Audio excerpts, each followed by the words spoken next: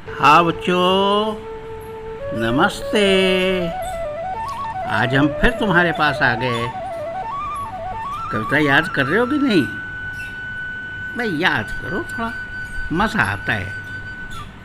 अपनी माँ से पूछो, अपने पापा से पूछो और याद करो। आज हम तुम्हें जानते हो क्या सुनाने जा रहे हैं? एक बड़ी लंबी सी कविता। और जानते हो किसकी? अरे तुमने सुना नहीं? अंधेर राजा चौपट राजा, टकासर भाजी टकासर खाजा।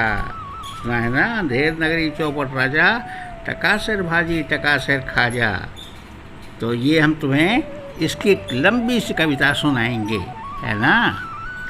अंताक्षरी के रूप में थोड़ा थोड़ा करके। तो सुनो। पहले गुरु और चेला की कहानी। शीर्षक है गुरु और चेला। सुनाएं? तो पहला अक्षर ग देखो। गुरु एक थे और था एक चेला। गुरु एक थे और था एक चेला। चले घूमने पास में था न एक ढेला। खाली हाथ जा रहे थे। गुरु एक थे और न था एक चेला। चले घूमने पास में था न एक ढेला। चले चलते चलते मिली एक नगरी। चमाचम थी सड़कें, चमाचम थी डगरी। मिली एक ग्वालिन धरे शीश गगरी। गुरु ने कहा तेज ग्वालिन न भाग रही। बता कौन नगरी, बता कौन राजा, कि जिसके सुयश का यहाँ बजता बाजा। अब राजा कौन है, इसके बारे में गुरु ने पूछा। तो फिर देखो, अब दूसरी कविता क से। कहा बढ़ के ग्वालिन ने महाराज पंडित। कहा बढ़ के ग्वालिन ने महाराज पंडित। पधारे भले हो यहाँ आज पंडित। यह अंधेर नगरी है अनबूझ राजा। टके सिर भाजी टके सिर खाजा। ये अंधेर नगरी है अनबूझ राजा। टके सिर भाजी टके सिर खाजा। गुरु ने कहा जान देना नहीं है। मुसीबत मुझे मोल लेना नहीं है। न जाने कि अंधेर हो कौन छल में। यहाँ ठीक रहना समझता न मन में। गुरु ने कहा कि भैया यहाँ से भागो तुम। तब अब ग से देखो। गुरु ने कहा किंतु चेला न माना। गुरु ने कहा किंतु चेला न माना। गुरु को विवश हो पड़ा लौट जाना। अकेले चले गए गुरुजी। गुरुजी गए, रह गया किंतु चेला यही सोचता होगा मैं खाके होऊंगा मोटा अकेला। चला हाट को तो देखने आज चेला। चला हाट को तो देखने आज चेला। तो देखा वहाँ पर अजब रेल पेला। टके सिर हल्दी टके सिर जीरा। टके सिर ककड़ी टके सिर खीरा। है ना? आगे फिर अपटा से। टके सिर मिलती थी रबड़ी मलाई। टके सिर मिलती थी रबड़ी मलाई। बहुत रोज़ उसने मलाई उड़ाई। अरे वाह! सुनो और आगे का फिर हाल ताज़ा। थी अंधेर नगरी था अनबूझ राजा। अभी तक तो उसने खूब मलाई खाई, रबड़ी खाई, मज़ा लिया।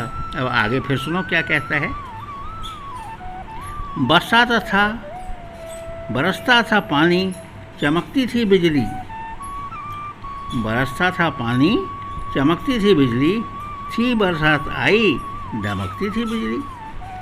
गरजते थे बादल झमकती थी बिजली। थी बरसात गहरी धमकती थी बिजली। फिर गिरी राज्य की एक दीवार भारी। एकाएक क्या हुआ? उस बारिश में एक दीवार गिर गई राजा की। राजा के महल की एक दीवार गिर गई। गिरी राज्य की एक दीवार भारी। जहाँ राजा पहुँचे तुरंत ले सवारी। झपट संतरी को डपट कर बुलाया। गिरी क्यों यह दीवार किसने गिराया? कहा संतरी ने, महाराज साहब न इसमें खता मेरी न था मेरा कर्तव्य। इस दीवार कमज़ोर पहले बनी थी, इसी से गिरी यह न मोटी घनी थी। समझे? उसने कहा महाराज हमारी गलती नहीं है, ये पतली दीवार से इसको मोटी नहीं थी इसलिए ये गिर गई। समझे? आगे फिर अगली कविता, खता कारीगर की महाराज साहब। हे महाराज, इसमें कारीगर की खता थी, खता कारीगर की महाराज साहब, न इसमें खता मेरी न मेरा कर्तव्य। बुलाया गया कारीगर झट वहाँ से, बुलाया गया कारीगर झट वहाँ पर, बिठाया गया कारीगर झट वहाँ पर। अब कारीगर को बुला लिया क्योंकि उसने कहा कि कारीगर की गलती है, हमारी गलती नहीं है। कहा राजा ने कारीगर को सजा दो, कारीगर को सजा दो, खता इसकी है आज इसको कजा दो। कजा दो माने मार डालो। कहा राजा अगर ने कारीगर को सजा दो, खता इसकी है आज इसको कजा दो।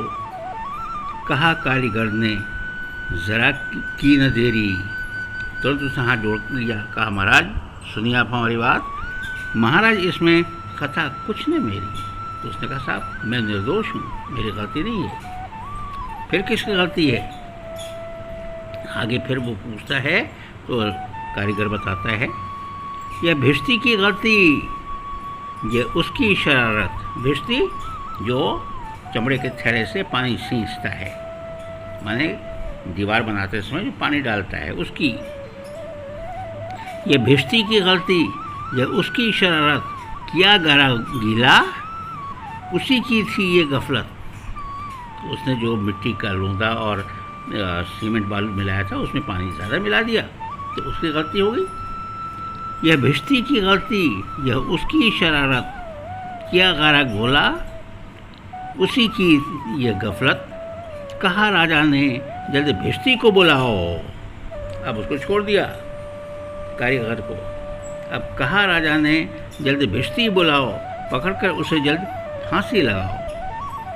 बेचारा चला आया भिश्ती। अब भिश्ती को बुलाया गया तो वो आया। चला आया भिश्ती, हुई कुछ न देरी, कहा उसने इसमें खता कुछ न मेरी। उसने कहा महाराज हमारी कोई गलती नहीं, हमने भी कुछ नहीं किया। यह गलती थी जिसने मशक यह बनाया, हमारी गलती नहीं थी। ये तो मशक जिसमें पानी भरते हैं वो उसकी गलती थी जिसने बनाया था। क्यों? कि ज़्यादा ही जिसमें था पानी समाया। अरे भाई उस मशक में ज़्यादा पानी आ गया तो उसमें हमारी क्या गलती? वो जिसने मशक बनाया था उसकी गलती थी। चला आया भिश्ती, हुई कुछ न देरी, कहा उसने इसमें खता कुछ न मेरी। यह गलती है जिसने मशक को बनाया कि ज़्यादा ही पानी जिसमें था समाया।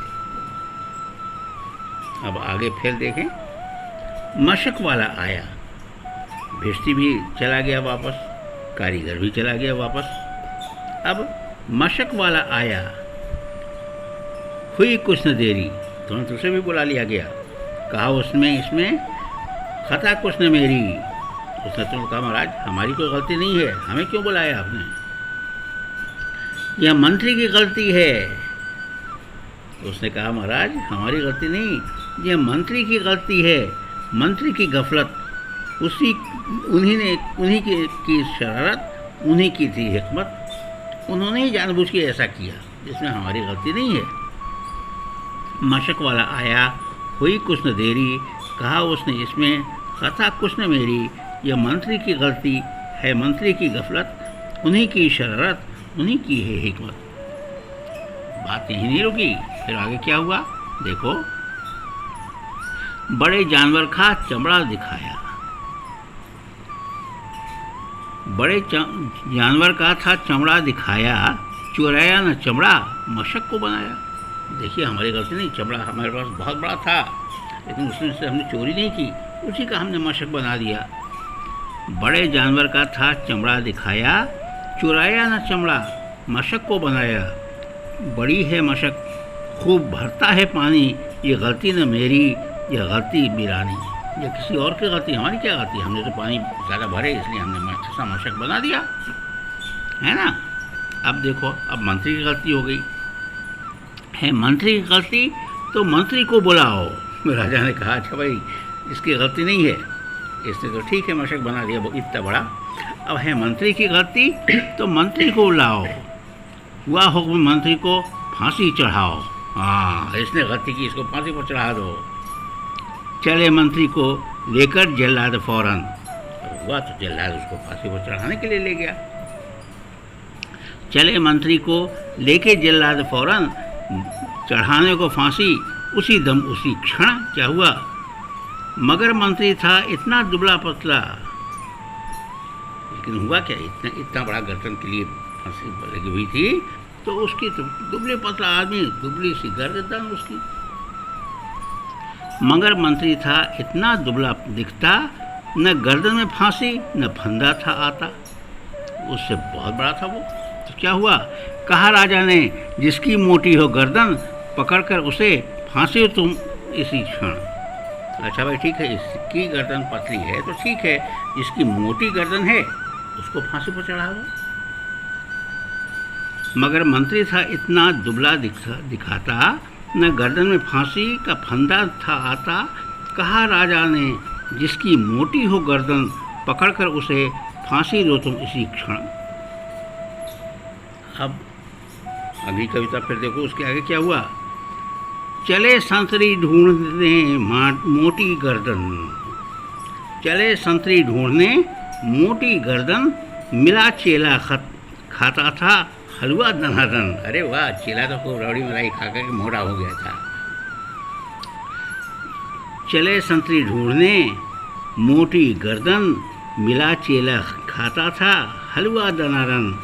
कहा संतरी ने चलें आप फौरन, महाराज ने भेजा न्योता ऐसी क्षण। अब बेचारा चेला गुरु के कहने पर गया नहीं, अब फंस गया। बहुत मन में खुश हो चला आज चेला, कहा आज न्योता छकूंगा अकेला। उसको तो लगा कि अरे माल मिलेगा खाने को, खूब जम के खाएंगे, अच्छा। लेकिन मगर आगे पहुंचा तो देखा झमेला, वहाँ तो जुड़ा था अजब एक मेला। वहाँ है तो उसने देखा, अरे भाई यहाँ पर तो माल खाने की जगह पर हमने तो सोचा था कि खूब माल मिलेगा खाने को, लेकिन यहाँ तो इतना बड़ा मेला और फांसी का फंदा टंगा हुआ है। तो यह मोटी है गर्दन, इसे तुम बढ़ाओ। अब राजा ने देखा कि है मोटा तगड़ा आदमी है, तो कहा यह मोटी है गर्दन, इसे तुम बढ़ाओ। कहा राजा ने इसको फांसी चढ़ाओ। बाबा रे बाबा रे बाबा, अब वो फंस गया बेचारा। कहा चेले ने कुछ खता तो बताओ, राजा हमें क्यों फांसी दे रहे हो बाबा, हमने गलती क्या की, कुछ बताओ तो क्या बात है। कहा चेले ने कुछ खता तो बताओ। कहा राजा ने चुप, न बकबक मचाओ, चुप रहो, जो हम कह रहे हैं वो सुनो। मगर था न बुद्धू, था चालाक चेला, लेकिन वो बेवकूफ़ नहीं था कि राजा की डांट खा लेता। उसने कहा मगर था न बुद्धू, था चालाक चेला, मचाया बड़ा ही वहीं पर झमेला। उसने वहाँ पर दूसरा कांड कर दिया। कहा पहले गुरुजी के दर्शन कराओ, मुझे बाद में चाहे फांसी चढ़ाओ। होता है ना कि किसी के मरने के पहले पूछा जाता है कि तुम्हारी अंतिम इच्छा क्या है, तो उसने कहा कि हमें अपने गुरुजी का दर्शन करना है, पहले उनसे दर्शन कराओ, उसके बाद फांसी पर चढ़ाओ, क्योंकि गुरुजी उसको छोड़ के चले गए थे। तब क्या हुआ, गुरुजी बुलाए गए, गुरुजी बुलाए गए झट वहाँ पर, कि रोता था चेला खड़ा था जहाँ पर। गुरुजी ने चेले को आकर बुलाया, तुरंत कान में मंत्र कुछ गुनगुनाया। गुरुजी आए, बेचारा वो रो रहा था, तो चुपके से उस कान में कुछ खास बात बताई। गुरुजी ने चेले को आकर बुलाया, तुरंत कान में मंत्र कुछ गुनगुनाया। झगड़ने लगे फिर गुरु और चेला, मचा उनमें धक्का बड़ा रेले पेड़ा। अब दोनों ही आपस में लड़ने झगड़ने लगे, क्योंकि गुरुजी ने कहा कि तुम हमसे लड़ना, हम तुमसे लड़ेंगे, इस तरीके से बात बन जाएगी। झगड़ने लगे। फिर गुरु और चेला, मचा उनमें धक्का, बड़ा रेपेला। गुरु ने कहा फांसी पर मैं चढ़ूँगा, कहा चेले ने फांसी पर मैं चढ़ूँगा। गुरु ने कहा फांसी पर मैं चढ़ूँगा, कहा चेले ने फांसी पर मैं मरूँगा। अब मज़ेदार बात आ गई ना। अब सुनो, हटाए न हटते अड़े ऐसे दोनों। अब दोनों लड़ रहे थे कि हम चढ़ेंगे हम चढ़ेंगे। हटाए न हटते अड़े ऐसे दोनों, छुड़ाए न छूटते लड़े ऐसे दोनों। आपस में लोग हटा रहे थे कि अरे भाई एक को मरने दो, नहीं हम दोनों मरेंगे, पहले ये मरेगा या पहले हम मरेंगे, पहले ये नहीं मरेगा पहले हम मरेंगे। हटाए न हटते अड़े ऐसे दोनों, छुटाए न छूटते लड़े ऐसे दोनों। बढ़े राजा फौरन। तब राजा आ गया। पहले तो सब मंत्री लोग दूसरे लोग समझा रहे थे उसे, अब राजा आ गया। बढ़े राजा फौरन, कहा बात क्या है। गुरु ने बताया करामात क्या है। तब पूछा कि भाई गुरुजी बात क्या है। तब गुरुजी ने बताया चढ़ेगा जो फांसी, मुहूर्त है ऐसी, न ऐसी मुहूर्त बनी बढ़िया जैसी। गुरुजी ने कहा कि भाई हम तो गुरु हैं तो ऐसी बात सुनो हो, ये जो समय है ना मरने का, ये बहुत अच्छा समय है। जो इसमें मरेगा वो सीधे स्वर्ग जाएगा। तो चढ़ेगा जो फांसी, मुहूर्त है ऐसी, न ऐसी मुहूर्त बनी बढ़िया जैसी। वो राजा नहीं चक्रवर्ती बनेगा, यह संसार का छत्र उस पर तनेगा। गुरुजी ने फंसा दिया। हुआ क्या, आखिर में कहा राजा ने बात सच कर यही, कहा राजा ने बात सच कर यही। गुरु का कथन झूठ होता नहीं है। कहा राजा ने फांसी पर मैं चढ़ूँगा, इसी दम फांसी पर मैं ही टंगूँगा। कहा फांसी राजा, चढ़ा फांसी राजा, बड़ा खूब बाजा। लोगों को मज़ा आ गया। चढ़ा फांसी राजा, बजा खूब बाजा।